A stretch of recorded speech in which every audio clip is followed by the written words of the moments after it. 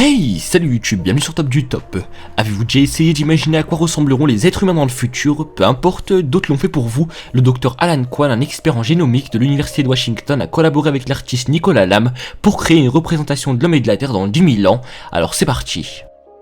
Mais avant de commencer, je tiens à préciser qu'il y a toujours un concours en jeu dans lequel je vous fais gagner une carte Amazon et Google Play d'une valeur de 50 €. Alors pour participer, c'est simple, il vous suffit uniquement de lâcher un pouce bleu à la vidéo, la commenter avec un commentaire en rapport avec la vidéo. Je rappelle que plus vous mettez de commentaires, plus vous avez de chances de gagner. Ensuite, il vous faudra être abonné à ma chaîne et j'annoncerai les gagnants d'ici 2 semaines sur mon Twitter et mon Instagram. Bonne chance à tous et c'est parti pour la vidéo.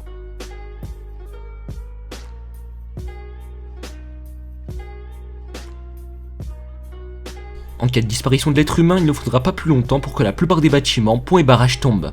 Des images de synthèse permettent d'imaginer cette ère futuriste où les eaux inonderaient les réseaux métropolitains, où les rues seraient envahies par la flore. En quelques décennies, les villes ressembleraient à des jungles, observant entre autres la décadence du bâtiment humain.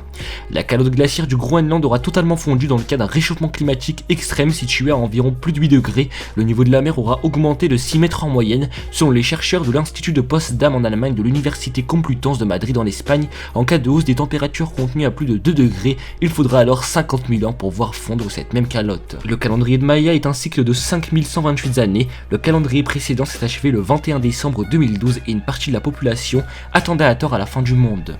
Les effets de la catastrophe de Tchernobyl de 1986 seront complètement disparus. Supervolcan ou astéroïde, une catastrophe naturelle à l'échelle planétaire se produira. Il s'agira soit du réveil d'un supervolcan, soit d'une modification profonde du climat suite à une chute d'astéroïdes susceptible d'avoir percuté la Terre. La sonde Voyager 2 passera à 4,7 années-lumière de la plus brillante des étoiles de notre voûte céleste, Sirius. La disparition du chromosome Y a été annoncée par une chercheuse de l'université de Canberra en Australie. La procréation humaine naturelle deviendra avec le temps impossible. Une étude du Massachusetts Institute of Technology aux États-Unis réfute une telle disparition de l'homme. Et enfin, 10 000 ans plus tard, le système binaire TPXI 10, naine blanche et étoile géante située dans la constellation de la Boussole à 3260 années-lumière de la Terre, explosera en supernova, occasionnant un rayonnement gamma, facteur de déclenchement d'extinction de masse sur notre planète. À la même période, un nouvel océan aura achevé sa formation. Le continent africain sera divisé en deux par l'intrusion progressive de la mer Rouge par Djibouti et l'Éthiopie qui a débuté dès l'an 2005.